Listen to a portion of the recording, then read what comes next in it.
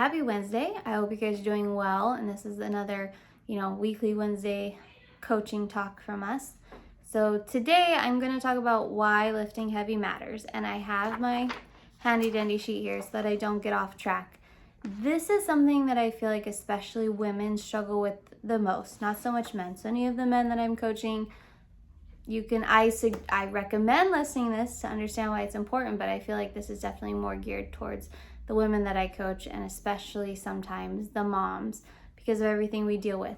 But something that I've seen time and time again is the fact that women are scared to lift heavy, or even if they're not scared to, they don't realize how capable they are to lift heavy. Like they think they're lifting heavy, but they don't actually realize how much more they can give. And I want to talk about why lifting heavy is so important, especially for fat loss. So I'm going to kind of read through a cycle of lifting heavy, training, and fat loss so that you can kind of get a real understanding of the importance of this. And I wrote it all down, so I'm going to kind of read it off just so that I don't mess it up. But first and foremost, the more muscle you build, the more calories you burn at rest. The more calories you burn at rest, the easier fat loss becomes. And the easier fat loss becomes, the better insulin sensitivity often becomes. The better insulin sensitivity can help support healthier energy regulation and reduce excess fat storage. Lower body fat levels can also lower inflammation levels, and lower inflammation levels can support healthier hormone balance and recovery. Better hormone balance and recovery can improve energy levels, and improved energy levels can help us train harder in the gym. And the harder we train in the gym with progressive overload, the more muscle our body can build. And then the cycle continues and starts over and over again. This is something, and I know that's a lot of information to take in, so I'm going to break it down here in a second. But this is something that's so important and so missed. And I see this, I feel like I'm beating a dead horse right now. I just said I see this all the time. But when I'm looking through workouts and I see 10-pound weights, 20-pound weights for something I know you could do more in, I just want to shake you guys, especially moms. And I say especially moms because when I used to see gym members carrying their 30, 40, 60-pound kid around in the gym, throwing them around, bending down, picking them up, putting them over their shoulders, tossing them, playing with them, I know that you can lift more than 10 to 15 pounds in your lift because I just watched you do it with your kid. So let's get into some of these points and talk about it a little bit. So muscle is a medically, oh my gosh, I'm so tired, y'all. I'm sorry. Muscle is I'm not going to edit these. I'm going to show you guys that it's real, and sometimes the struggle is real. I didn't sleep well last night, and I haven't had coffee yet, and I'm struggling. Anyway, what I'm trying to say is muscle is a metabolically active tissue. Muscle requires energy to maintain, which is one of the reasons that building lean muscle mass can support long-term metabolism and body composition. So the thing is, when we lift heavier, what we're doing in the gym when we're lifting heavy weights, is we're making micro tears in our muscles. So we lift the weights and we're breaking them down. We're actually not building anything in the gym. We're breaking things down in the gym. So we make these micro tears, and we're breaking down our muscles. And then when we come into our nutrition and recovery is when we're building these muscles back up. And that's how they get a little bit bigger, a little bit leaner, a little bit more tone. And all of that process requires energy. And the more lean muscle that we have, the more energy our body is using to keep up with it, and the more calories we burn at rest doing absolutely nothing. And this is why you see athletes who have these diets that are like 3,000 calories, 5,000 calories, and you're like, oh my gosh, I wish I could eat that much, and I wish I could look that good. And it's because one, they're moving all the time, right? Like their resting metabolic rate is extremely high. But two, they have so much lean muscle on their bodies that requires so much energy to keep up with that it's the constantly burning fat. So it's a win-win, all right? Point number 2, progressive overload matters. So let's talk a little bit about progressive overload. So your body adapts to what you ask of it. So if the weight never increases and the challenge never changes, then our body has very little reason to build new muscle and change. And this is why you often hear people talk about like new gains, new PRs, like people that are brand new to the gym and they're seeing all these, like they're breaking personal records and they're seeing change really fast. And it's because when you go from doing nothing to something, that is a form of progressive overload for your body. So if I went from not squatting at all to even squatting 20 pounds, that is a form of progressive overload. But we have to continually have progressive overload to see change. So we have to add more reps, we have to add more weight, and preferably more weight. So the thing is, for you guys that are doing my programs, for week 1 or 2, maybe stay the same, but week 3, we need to go up 5 or 10 pounds. Week 4, we need to go up from there. So there has to be this constant progressive overload to challenge our bodies. And sometimes that progressive overload looks weekly. Sometimes it looks, every 2 weeks, every 3 weeks. Sometimes it's monthly. Sometimes you get stuck for a while and you kind of feel plateaued. But then that's when we do things like we go up 2.5 pounds, 5 pounds total, 10 pounds total. We constantly are adding this little bit of progressive overload to challenge our bodies and to force that adaptation and that change in the muscle.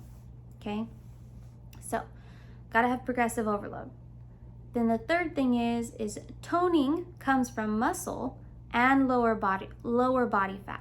So I've talked about this a little bit before, but a lot of times people run into the issue of they will just start doing a ton of cardio and they'll get in a calorie deficit, and then we end up in this weird skinny fat range. Or you can see people who don't go into a calorie deficit and do a ton of cardio, and you're like, why do they still have a belly? Why don't they have any muscle definition? They're working out a ton. They can outrun me. They can do all these things, but why don't they look like it? The reason that they don't look like it is because they have not developed enough lean muscle mass in their body because they're not lifting weights, and they don't have that lower body fat percentage. So then we get into the skinny fat thing. I talked about this last week. Calories determine whether the scale goes up or down. Protein intake determines what we look like, but part of that protein intake is lifting weights. We are breaking down our muscles and we have to intake that protein to rebuild our muscles, to build the lean muscle mass to get the look that we want. So if you're not lifting heavy enough and you're not doing progressive overload, you are never, and I repeat, never going to see that lean tone look. You're just not. It's not going to happen. If you're just doing cardio, if you're just lifting baby weights for you, we'll talk about that in a second, but if you're not lifting heavy, you are not going to see a difference. It's just not going to happen. And you're not going to look how you want. You're going to be putting in all this work and be like, well, I lost 20 pounds, but I just kind of look the same. Like I still just kind of look flabby. I still look fluffy. It's because you're not lifting heavy enough in a progressive overload fashion, and that's why you're not seeing your body change, okay? So let's talk about this a little bit. Let's talk about how do we figure that out, So here's the thing. Point number 4, heavy is relative, all right? Heavy looks different for everyone. The goal is not comparing ourselves to other people. The goal is to choose weights that challenge us safely and appropriately. So yeah, if you're just starting, 10 pounds might be really heavy for you, but it won't be very heavy for long. And you have to have an honest conversation with yourself about, is this really heavy, or am I just kind of like, this is new and it's a little bit different, right? Like, is this really heavy for me today? And for some people, a 25-pound back squat might be really heavy, while for others, a 400-pound back squat is heavy. So heavy is relative. So we're not here to compare, but we're here to have that honest conversation with ourselves as to what heavy is for us. Now here's point number 5. The last few reps should feel difficult. It's why I say you should have 1 to 2 reps left in the tank. So if you finish a set feeling like you could have easily done 3, 4, 5, another 10 reps, the weight is too light and you're not going to have any growth. So there is a sweet balance, because a lot of people, especially in the older bodybuilding community, would say you need to go to failure every time. You need to go to failure every time. And that can kind of, we learned it can bite us in the butt, especially when it comes to our central nervous system and recovery and stuff like that. There is a time and place for it, but not just for like the general population and a body recomp. Okay, but also when we still have 3, 4, 5, 6 plus reps in the tank, that's not enough of a challenge to cause adaptation in our muscles to change and give us the look that we want. It's not gonna happen. So you should be finishing your set. So let's just say you have a set of 10 bench press. When you get to rep 8, you should be like, I don't know if I can do these last 2 reps. Do those last 2 reps and be like, I maybe could have done 1 more, right? Like it should be heavy. And one good way to do it is like go heavier. Go try your set heavier. And if it's this, you're supposed to do a set of 10 and you only get 8, then you're like, okay, I'm gonna go down 5 pounds and try the next set. Like it's okay to experiment with weights, especially during your warm-up sets, to try to figure out what is heavy and relative and appropriate for you. And also heavy can change day to day. Like yesterday, I felt really good. I trained really hard, lifted the heaviest I have since being diagnosed with my health stuff and everything, and it felt great. Today don't feel very good, which is part of my like brain is everywhere. I'm sorry, but I want to do this for you guys. So tomorrow when I work out, like my arm day probably will not be as heavy as it usually is, but it'll be heavy for me in the moment. Okay, and that's the point. Like yes, we log everything so we can see, all right, last time, I did 65 pounds on bench press. I'm going to try and do 70 this week. And if you're just not feeling good, it's a really off day, you're like, okay, I'm gonna stick with 65. Or it's a really bad day and I'm gonna do 55, but it feels like, 80% for me. Then that's okay, but it has to be heavy, okay? We have to challenge ourselves. Now, point number 6, and this is kind of like my last biggest point, is that strength training supports more than aesthetics, okay? Strength training is not just about looking good. It's a huge part of it. I feel like especially for women, like we want that lean tone look where we go around and people like notice that we work out. But here are the things that it's super important for. Number 1 is bone density. Lifting heavy weights, especially for women, will support and build our bone density. Lifting weights and having more weight on our bodies will help build our bone density, especially as we age and for those of us that are over 35 years old. So it can support our bone density, and that's really important. Number 2 is metabolism, which I talked about earlier. The more lean muscle we have on our bodies, the more calories we burn at rest, the better our metabolism functions. We have that beautiful cycle that just keeps repeating over and over and over again. Like I said earlier, it can improve insulin sensitivity.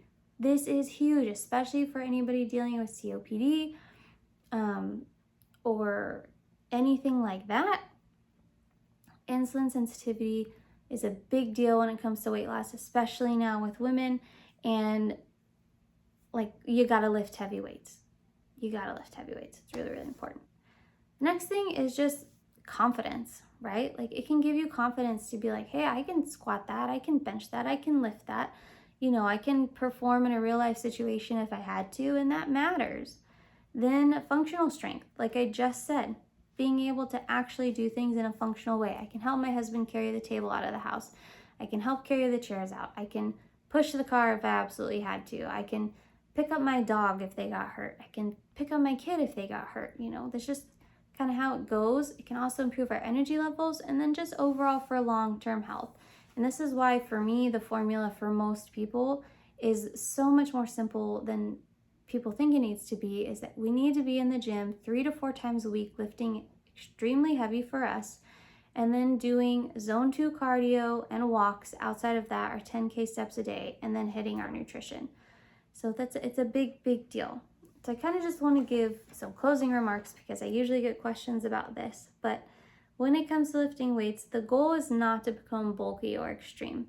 And I really just want to put this out there. And I feel like women are getting a little bit better with understanding this, but even 4 or 5 years ago when we talked about women lifting heavy, you'd be like, well, I don't want to look like a man, or I don't want to look like you, or whatever. And I mean you as in like, sorry, my brain, but like the fitness influencers who have a lot of muscle definition and they're a little bit bigger. And the thing is, most people don't realize the actual discipline it takes to get there.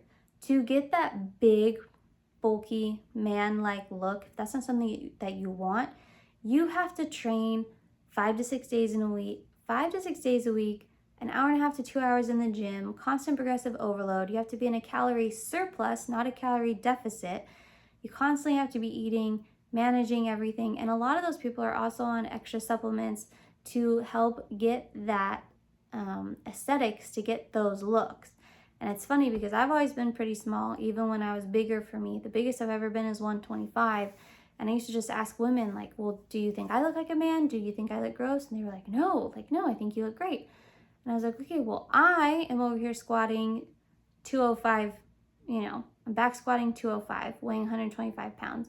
I'm benching 135, weighing 125 pounds. I'm clean and jerking 165 pounds, right? Like, and they would be like, oh, like, I guess I never realized that. Like, I wish I looked like you. And I'm like, well, then we gotta lift heavy. So don't be afraid that you're gonna get big and bulky and you're gonna look like a man or you're not gonna the way you look, because I've never had that happen to date. So the goal is just to become stronger, healthier, and more capable, and to give your body a reason to change over time. And it's literally one of the biggest key components to getting the results that you want. And it all comes in together. We need the cardio for our cardiovascular health. That's important. But it's not going to change our overall look in the long run.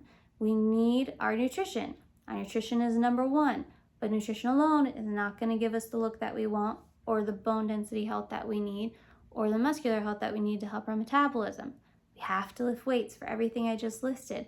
That's not going to help our heart as much as cardio could in the long run, and it's not going to cover, you're not going to outlift a bad diet. So we have to do all three. They're all important, but we need to make sure we do them properly and appropriately. So I've talked to you long enough. I hope you're doing well. If you have any questions about this, you can comment below or you can send me a message, and I hope you guys have a good day.